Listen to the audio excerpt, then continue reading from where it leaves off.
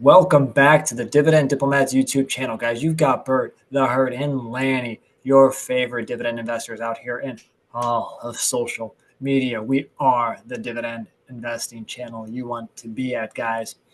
And today we're going to talk about 2025. We're going to talk about how I'm investing in 2025 regarding my Vanguard Trifecta, you betcha. Talk about what I'm going to do for sure in 2025 and some things I've been thinking about for 2025 regarding the trifecta. Smash that subscribe button, everyone. Give this video a thumbs up. Let's talk about this trifecta you betcha here, because Lanny, you've been famously buying Vanguard consistently. Not just every single week for some of the funds, Lanny, every single day for a few parts of the trifecta you betcha. So it's exciting to hear that you're start thinking about tweaking it. Do you want to give the viewers here quick little rundown of what are you doing today and what are you considering tweaking from, where's the base? Let's start with today. Yeah. So really we got to go back in time about 4.5 years ago to the summer of 2020. Started buying Vanguard's VYM every single week. Between my wife and I, it was a couple of shares a week. And then, no sponsor, but hey, thanks to SoFi, I now buy Vanguard's VYM on the SoFi investing app automatically every single week. So that link is in the description below. If you want to sign up, get yourself some free stock, holler at your boys, guys. Love SoFi so much that both Bert and I both own SoFi stock. But Vanguard really evolved for me from that point, to be honest. Goes fast forward into, I think it was 2022. I started buying Vanguard's S&P 500 VOO every single day. I forget the dollar amount I started with, but I'm pretty much up to $60 a day and have been doing that for sure since the beginning of 2024. Possibly I updated and increased that in 2023. So I've been buying the S&P 500 every single day, again, on the SoFi investing app. And then I also added in a couple of years ago, once I moved Vanguard's VYM to the SoFi app to buy it every single week. I'm also buying Vanguard's Dividend Appreciation ETF, VIG, every single day, $50 a day. So currently what I'm doing is I'm buying VYM 300 every single Mondays and then 150 every single Wednesday. And I always give myself the window to not or to do it based on cash flow, income, and expenses. So I've been able to keep it up though for some time. So I'm going to just call it 450 a week in a VYM. But just given where we're at in a month, I could turn that 150 off or just let it roll. And then VOO is pretty much 300 a week at $60 a day. And then VIG is $50 a day or $250 a week. So Bert, that's $1,000 a week my ass has been doing now. That's incredible. And if you annualize that here, because obviously not a mathematician, Lanny, $1,000 per week, 52 weeks in a year. That's $52,000 per year in the Vanguard Trifecta. 52 G's, guys. Betcha. So there's obviously too with this a dividend income component, right? Keep in mind, my wife and I, we have, we both work, live in a house that bought 14 years ago, 15 years ago, very low mortgage. In fact, the property tax is more than the P&I payment. So we're able to save a ton of money and do this. Yeah, and that's a key part of it, avoiding that lifestyle inflation, avoiding that creep of the mortgage payment. So that's one of the huge catalysts, and that's allowed you to keep pumping that money here into the Vanguard Trifecta. You invest like a boss. That's right. So dividend income standpoint, Lanny, obviously we know Vanguard VYM is a higher dividend yield. It's the Vanguard High Yield Dividend ETF Fund, which has a yield of about 2.65%. VOO, a little bit lower at 1.22% because it's just pretty much trending the S&P 500. VIG, appreciate those dividends, Lanny. That's what the fund's all about. It gives you that slightly higher yield, but also that broader piece from there. What is your weekly income that you're adding as a result of these yields? And honestly, it's so funny how it ends up so like almost flat and even. So again, I'm investing $1,000 a week based on the trailing 12 months for each of these ETFs, based on current prices as well as of January 17th. I'm adding just under $20 a week in income at a yield of just about 2%. So it's like I've created this 2%, $20, $1,000 a week monster. Perfect. So again, every year, 52,000 get invested, $1,000 get added from a dividend income perspective every single year from the Vanguard Trifecta. You betcha. On the dividend And growth front, though, with these three, Lanny, I think this is what's going to be a really interesting standpoint because you obviously, when you hear 2% weighted average yield, you also want to hear higher dividend income or higher dividend growth because you're not getting the 6% yield. You're not getting the 6%, the higher dividend yield. What are the dividend growths that we've seen for Vanguard that you're seeing here? yeah, this is probably where the one frustrating piece is because of how rough 2024 was for the Vanguard ETFs, where they were all down or flat. And that Q4 dividend, guys, holler it with me if you also felt and resonated with that. Because the 5-year dividend growth rates are about going down from VYM, VOO, VIG. 5 years again, 4.6% VYM, 4.1% VOO, 11.67% VIG. And again, this is with a very crappy 2024 added in there because otherwise those dividend growth rates should be a little higher.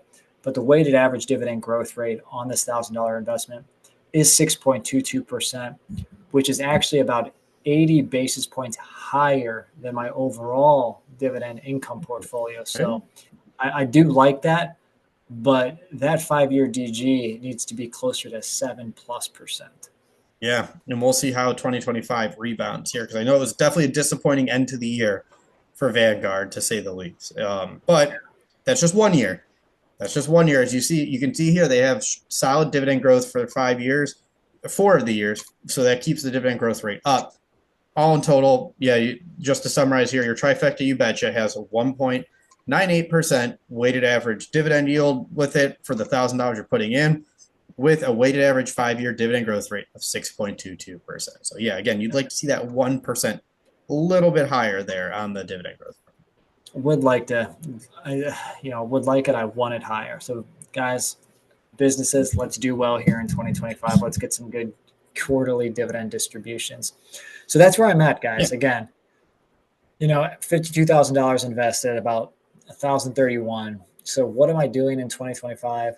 Well, we already are through with 2.5 weeks, and I have kept this strategy, guys. So I've kept this Vanguard Trifecta Strategy. I don't want to change it. I don't want to dismantle it. A couple of things that have crossed my mind was, again, I'm going to keep $1,000. It's not going down. Let me know how you guys resonate with that. Let us know in the comments right now. But the one thing I considered was adding in a fourth ETF. Again, this dates me back to my undergrad, maybe grad school finance investing courses. One of these iconic investing professors says, "Hey, if you just buy a small cap value ETF, you'll be set. You'll beat the S&P 500." So I consider doing VBR, another ETF, to the trifecta and call it a quadfecta. Just doesn't ring the same. It doesn't ring off the bell. Yeah. So I've considered that. Yeah. Guys, if you want to also hear, Lanny's talked about VBR, another one. If you want us to do a deep dive on VBR here, if you want us to throw a video down there where we take a look at it, just have some fun checking it out, let us know in that comment section. That might be a fun one. That investing professor taught me a few lessons. Invest in January, invest on Mondays, and invest in a small cap value. Hey. Just remember that. Write that down. And I'm like, well, if I don't want to, I can't just add another $300 a week. Guys, this is not easy to do. You need to have if you have a ton more income than what we do in our house, then great, go for it. But, do I have like another 10, 15 bucks a week I could do? I think so. So then there's the second option, like, oh, do I add another $5 a week, $1 a day to like a VOO? Do I add another $1 a day to VIG? Doesn't really change the numbers too much, but say if I did do $5 more a week to both ETFs, it's an extra 500, $20 for the year, 10 times 52. And then that will add another $8 to $9 in dividend income for the year. It does increase the weighted average growth rate up a few basis points without changing the overall yield.